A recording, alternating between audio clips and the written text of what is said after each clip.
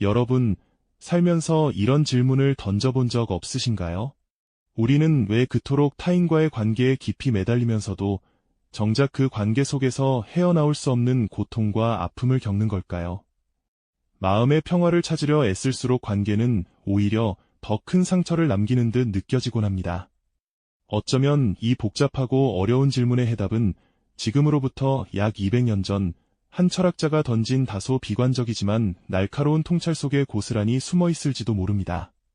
오늘 우리는 그 통찰의 문을 조심스럽게 열어 우리를 괴롭히는 관계의 딜레마를 깊이 들여다볼까 합니다.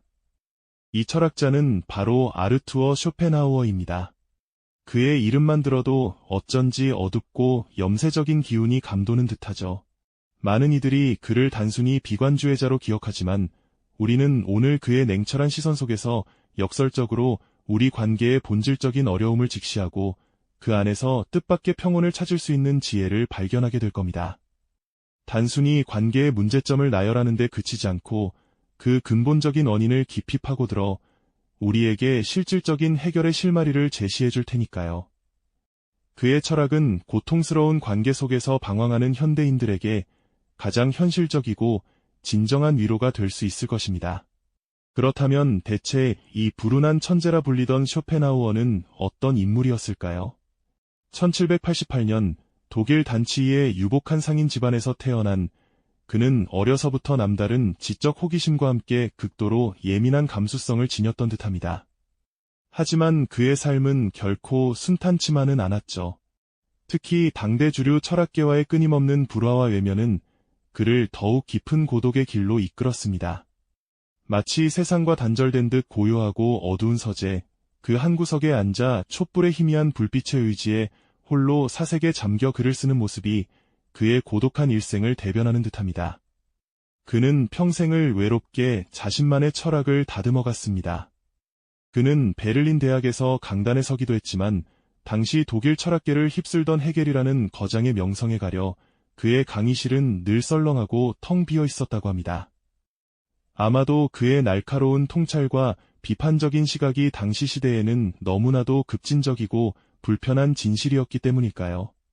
주류의 인정을 받지 못한 채 그는 결국 프랑크푸르트의 한적한 거리를 자신의 반려견과 함께 산책하며 고독한 사색에 잠기는 것을 더 즐겼다고 합니다.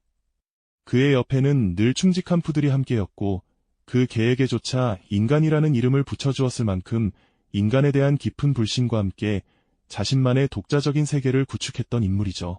쇼펜하우어의 철학적 세계관은 한마디로 삶은 고통이라는 명제로 집약됩니다.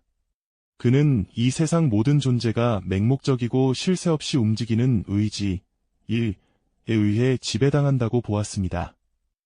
이 의지는 끊임없이 새로운 욕망을 낳고 그 욕망이 충족되지 않을 때마다 우리는 고통을 느낀다는 것이죠. 설령 하나의 욕망이 충족된다 해도 또 다른 욕망이 물밀듯이 밀려오니 결국 우리의 삶은 고통의 연속일 수밖에 없다는 것이 그의 냉엄한 주장이었습니다.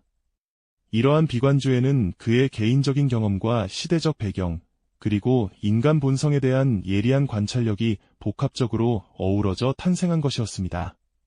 그의 눈에 비친 인간관계 역시 고통과 실망의 연속이었습니다. 사람들은 서로에게 끌리면서도 결국은 상처를 주고받는 필연적인 모순을 발견했던 거죠. 우리는 왜 이토록 타인과의 관계 때문에 아파하고 또 관계 속에서 길을 잃고 방황하는 걸까요? 다음 이야기에서는 쇼펜하우어가 제시한 유명한 개념인 고슴도치 딜레마를 통해 인간관계의 본질적인 고통을 더욱 깊이 들여다볼 예정입니다. 그의 비관적인 통찰이 우리에게 어떤 놀라운 깨달음을 줄 수 있을지 함께 고민해 보시죠. 지난 시간 쇼펜하우어가 이야기했던 삶은 고통이라는 명제와 모든 생명체를 움직이는 맹목적인 의지, 일에 대해 잠시 살펴보았죠. 그의 냉철한 시선이 인간관계로 향했을 때 어떤 깊은 통찰을 내놓았는지 이제 더욱 자세히 들여다볼 시간입니다. 바로 우리에게 너무나 익숙하지만 곱씹을수록 아픈 진실을 담고 있는 고슴도치 딜레마 이야기인데요. 쇼펜하우어는 이 우화를 통해 인간관계의 본질적인 어려움을 명쾌하게 짚어냈습니다. 추운 겨울날 여러 마리의 고슴도치들이 혹독한 추위를 피하고자 서로의 온기를 찾아 가까이 다가갑니다. 몸을 밀착할수록 따뜻함은 더해지지만 이내 서로의 날카로운 가시에 찔려 고통을 느끼게 되죠. 결국 고슴도치들은 온기를 완전히 포기할 수도 그렇다고 너무 가까이 다가갈 수도 없는 딜레마에 빠집니다. 상처받지 않을 정도의 적당한 거리를 유지하며 서로의 체온을 온전히 나누지 못하는 불편한 간격을 지켜야만 하는 상황에 놓이는 겁니다. 이 이야기가 바로 인간관계의 숙명을 꿰뚫는 쇼펜하우어의 예리한 통찰이었습니다. 우리 인간도 이 고슴도치들과 크게 다르지 않은 존재 아닐까요? 우리는 태어나는 순간부터 다른 사람들과의 관계 속에서 살아가고 외로움을 견디지 못하며 다른 이의 온기와 이해를 갈망합니다. 사랑, 우정, 가족, 사회적 유대, 이 모든 관계 속에서 우리는 행복과 안정감을 찾으려 애쓰고 때로는 삶의 의미까지도 발견하려 하죠. 하지만 막상 가까워지고 나면 예상치 못한 가시들에 찔려 크고 작은 상처를 주고받기 일쑤입니다. 서로의 욕망, 기질, 가치관이 부딪히고 사소한 오해와 기대의 불일치가 쌓여 깊은 실망감에 빠지기도 합니다. 쇼펜하우어는 관계 속에서 우리가 겪는 이 모든 고통의 근원을 인간 내면에 자리한 의지, 일에서 찾았습니다. 각자의 의지는 끊임없이 자신만의 욕망과 필요를 추구하며 타인의 존재마저도 자신의 의지를 충족시키기 위한 도구로 활용하려는 경향이 있다는 것이죠. 관계 속에서 우리는 상대방에게 기대하고 그 기대를 충족시키려 하거나 혹은 충족받기를 간절히 원합니다. 하지만 상대방 역시 자신만의 강력한 의지를 가지고 있기에 나의 의지와 상대의 의지가 충돌하는 것은 어쩌면 피할 수 없는 너무나 자연스러운 현실일지도 모릅니다. 마치 두 개의 거대한 파도가 만나 부딪히는 것처럼 말이죠. 우리가 누군가를 사랑하고 아끼는 마음이 커질수록 그 사람에게 더 많은 것을 바라고 더 많은 것을 주려고 합니다. 하지만 이 더 많은 것이 때로는 상대에게 짐으로 다가오거나 나의 헌신적인 노력이 상대의 무관심으로 돌아올 때 우리는 깊은 좌절감에 빠지게 됩니다. 아주 사소한 말 한마디, 행동 하나에도 쉽게 상처받고 오해와 불신이 싹트기 시작하는 거죠. 가까워지려는 노력은 오히려 서로의 취약한 부분을 드러내고 그 약점이 마치 날카로운 가시가 되어 서로를 찌르는 역설적인 상황을 만들어냅니다. 친밀함이 깊어질수록 서로의 민낯을 보게 되고 완벽한 조화는 불가능하다는 불편한 진실을 마주하게 되는 겁니다. 결국 우리는 관계 속에서 온전한 만족이나 영원한 평온을 얻기 어렵다는 사실을 깨닫게 됩니다. 수많은 사람들과 함께 있어도 어딘가 모르게 깊은 고독감을 느끼는 이유도 여기에 있을 겁니다. 북적이는 군중 속에 홀로 서 있는 듯한 기분, 나를 완전히 이해해줄 사람은 아무도 없다는 쓸쓸함이 우리를 감싸는 순간들이 있죠. 쇼펜하우어의 시선에서 보면 이는 관계의 본질적인 숙명과도 같은 일이며 인간이 피할 수 없는 고통의 한 형태라고 할 수 있습니다. 관계는 본질적으로 불편한 공존일 수밖에 없다는 그의 주장은 어쩌면 우리가 애써 외면하고 싶었던 진실일지도 모릅니다. 그렇다면 우리는 이 고통스러운 딜레마 속에서 어떻게 살아가야 할까요? 관계를 완전히 포기하고 홀로 고립되어야만 하는 걸까요? 아니면 끊임없이 상처받으면서도 관계를 이어가야 하는 걸까요? 쇼펜하우어의 비관적인 통찰은 우리에게 불편한 진실을 마주하게 하지만 동시에 이 복잡한 질문에 대한 답을 찾아 나서도록 독려하는 듯합니다. 다음 이야기에서는 이 미로와도 같은 인간관계 속에서 우리가 찾을 수 있는 지혜로운 길은 무엇일지 쇼펜하우어의 철학적 제안을 함께 탐구해 볼 예정입니다. 그의 비관주의가 역설적으로 우리에게 어떤 평온을 가져다 줄 수 있을지 기대해 주셔도 좋습니다. 앞선 이야기에서 우리는 인간관계가 본질적으로 불편한 공존이며 고슴도치 딜레마처럼 서로에게 다가가면 가시에 찔리고 멀어지면 추위에 떠는 숙명적인 고통을 안고 있다는 쇼펜하우어의 통찰을 깊이 들여다보았죠. 그렇다면 이처럼 피할 수 없는 관계의 고통 속에서 우리는 그저 좌절만 해야 할까요? 쇼펜하우어의 비관주의는 단순히 절망만을 이야기하는 것이 아니었습니다. 오히려 그는 우리가 마주한 이 현실을 직시하고 그 안에서 역설적으로 평온을 찾아낼 지혜로운 길을 제시하고 있답니다. 그의 철학은 관계의 고통을 완전히 없앨 수는 없지만 그 강도를 줄이고 마음의 평화를 얻을 수 있는 실질적인 방법을 알려주죠. 가장 먼저 쇼펜하우어가 강조한 지혜는 바로 적절한 거리 두기입니다. 고슴도치들이 서로에게 너무 가까이 다가가면 가시에 찔리고 너무 멀어지면 추위에 떠는 것처럼 인간 또한 관계에서 자신만의 최적의 거리를 찾아야 한다는 이야기입니다. 이는 단순히 사람을 피하라는 말이 아닙니다. 오히려 서로의 개별성을 존중하고 상대방의 영역을 침범하지 않으며 나 또한 온전히 나로서 존재할 수 있는 심리적 공간을 확보하는 것을 의미하죠. 너무 깊은 친밀함 속에서 발생할 수 있는 사소한 오해나 불필요한 간섭, 그리고 결국 서로에게 상처를 주는 상황을 미리 방지하는 현명한 태도라고 할 수 있습니다. 마치 여름날 시원한 그늘 아래에서 각자의 독서에 몰두하는 사람들이나 한 공간에 있으면서도 서로의 작업에 집중하는 동료들처럼 적당한 간격 속에서 오히려 더 안정적이고 지속적인 관계를 유지할 수 있다는 뜻이죠. 다음으로 쇼펜하우어는 기대 낮추기의 중요성을 역설했습니다. 우리는 흔히 타인에게서 충족되지 못하는 무언가를 기대하곤 하죠. 나를 완벽하게 이해해주거나 나의 모든 결핍을 채워주기를 바라는 마음, 어쩌면 인간이라면 누구나 가질 수 있는 자연스러운 욕구일 겁니다. 하지만 쇼펜하우어는 이러한 기대가 결국 실망과 고통으로 이어진다고 보았습니다. 모든 인간은 각자의 의지를 가지고 살아가며 그 의지는 끊임없이 자신의 욕구를 추구하기 때문에 다른 사람의 기대를 충족시켜주는데 한계가 있을 수밖에 없다는 것이죠.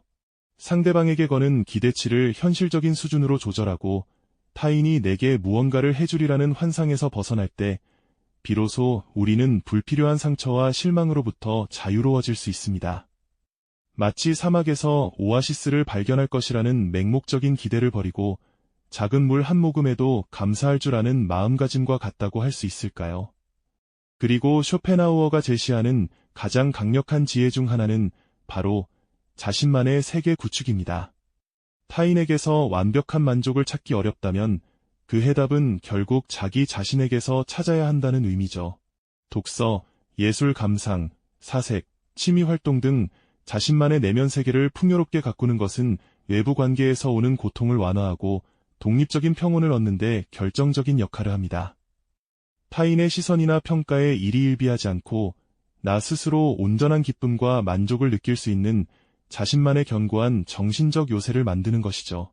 이는 홀로 고립되라는 말이 아닙니다.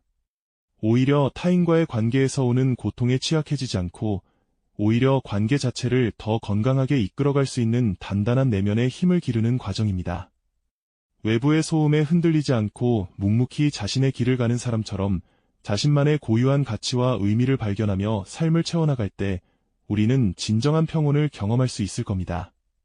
쇼펜하우어의 비관주의는 이처럼 우리에게 불편한 진실을 마주하게 하지만 동시에 그 진실 속에서 우리를 지키고 더 나아가 관계를 현명하게 이끌어갈 수 있는 귀한 지혜를 선사해주고 있습니다.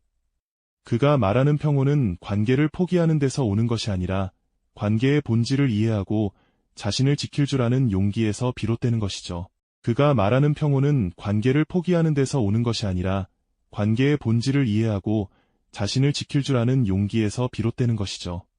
이처럼 관계의 본질을 깊이 들여다보는 쇼펜하우어의 시선은 우리에게 불편한 진실을 마주하게 하지만 동시에 그 진실 속에서 우리를 지키고 더 나아가 관계를 현명하게 이끌어갈 수 있는 귀한 지혜를 선사해주고 있습니다.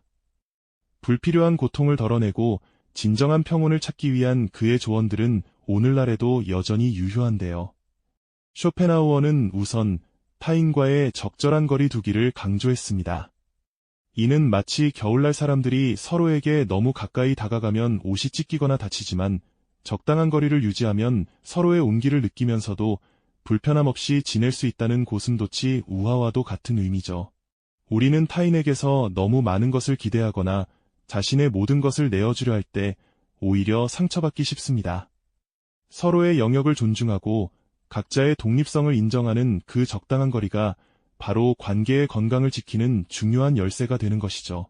또한 기대를 낮추는 것 역시 쇼펜하우어의 중요한 지혜 중 하나입니다. 인간은 본래 이기적인 존재이며 타인의 행동은 결국 자신을 위한 동기에서 비롯된다는 그의 통찰은 다소 냉정하게 들릴 수 있습니다. 하지만 이러한 현실을 직시할 때 우리는 타인에게 불필요한 환상을 품지 않게 되고 그로 인해 오는 실망감과 좌절을 크게 줄일 수 있습니다. 마치 맑은 날씨를 기대하고 나섰다가 갑작스러운 소나기에 당황하는 대신 비가 올 수도 있음을 미리 인지하고 우산을 챙기는 현명함과 같다고 할 수 있겠네요. 타인에 대한 기대를 내려놓는 것은 관계를 포기하는 것이 아니라 오히려 관계 속에서 자신을 지키는 현실적인 방어막을 치는 행위인 셈입니다. 무엇보다 쇼펜하우어가 가장 중요하게 여긴 것은 자신만의 세계를 구축하는 것이었습니다. 외부의 평가나 타인의 시선에 일희일비하지 않고 자신만의 내면을 풍요롭게 가꾸는 것이야말로 진정한 평온의 길이라고 그는 역설했습니다. 독서, 예술 감상, 사색, 취미활동 등 자신을 오롯이 채울 수 있는 몰입의 시간을 통해 우리는 외부의 소음으로부터 자유로워지고 흔들림 없는 단단한 자아를 형성하게 됩니다. 타인과의 관계가 삶의 전부가 아니라 그저 한 부분임을 인지하고 자신만의 고유한 가치와 의미를 발견하며 삶을 채워나갈 때 우리는 비로소 진정한 평온을 경험할 수 있게 되는 것이죠. 마치 스스로 빛을 내는 별처럼 외부의 빛에 의존하지 않고도 환하게 빛날 수 있는 힘을 기르는 과정이라고 볼 수 있습니다.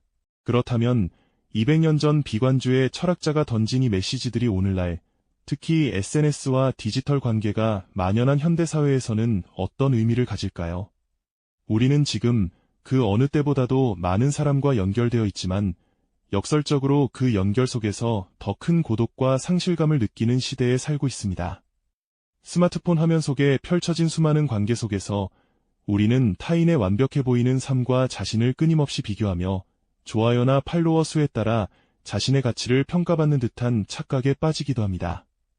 온라인상의 단절과 오해는 쉽게 갈등으로 번지고 피상적인 관계들은 오히려 마음을 지치게 만들죠. 이러한 현대인의 관계 풍경 속에서 쇼펜하우어의 철학은 단순히 절망을 이야기하는 것이 아니라 오히려 관계의 본질을 직시하게 함으로써 더 건강하고 현명한 관계를 맺도록 돕는 역설적인 지혜로 다가옵니다. 그의 비관주에는 마치 날카로운 칼처럼 관계의 껍데기를 벗겨내고 그 안에 숨겨진 불편한 진실을 드러냅니다. 하지만 그 진실을 외면하지 않고 받아들일 때 우리는 타인에 대한 과도한 기대를 버리고 자신에게 온전히 집중할 수 있는 용기를 얻게 됩니다. 인간관계의 본질은 고통과 실망을 내포하지만 쇼펜하우어의 비관적 통찰은 역설적으로 우리에게 기대하지 않는 자유와 자기 자신에게 충실할 용기를 선물합니다. 타인과의 거리를 인정하고 내면의 독립성을 확보할 때 비로소 진정한 평온과 더 나아가 건강한 관계의 가능성이 열린다는 메시지는 오늘날 더욱 깊은 울림을 전해줍니다. 어쩌면 타인에게 인정받기 위해 애쓰는 대신 자신만의 빛을 스스로 밝히는 것이야말로 가장 강력하고 아름다운 관계를 만들어가는 시작점이 될지도 모른다는 깨달음을 주는 것이죠. 오늘날 수많은 관계 속에서 길을 잃고 고통받는 현대인들에게 쇼펜하우어의 철학이 던지는 메시지는 어쩌면 가장 현실적이고 진정한 위로일 수 있습니다. 관계의 고통을 피하려 하기보다 그 본질을 이해하고 자신을 지키는 지혜가 필요한 시대임을 시사하는 것이죠. 다음 이야기에서는 또 다른 철학자의 시선으로 삶의 다른 측면을 탐구하며 우리 내면의 지도를 한층 더 넓혀보는 시간을 가져볼까 합니다. 이 영상이 도움이 되셨다면 좋아요와 구독 부탁드립니다. 여러분의 응원이 제게 큰 힘이 됩니다. 다음 영상에서도 더 유용한 정보를 공유하겠습니다. 감사합니다.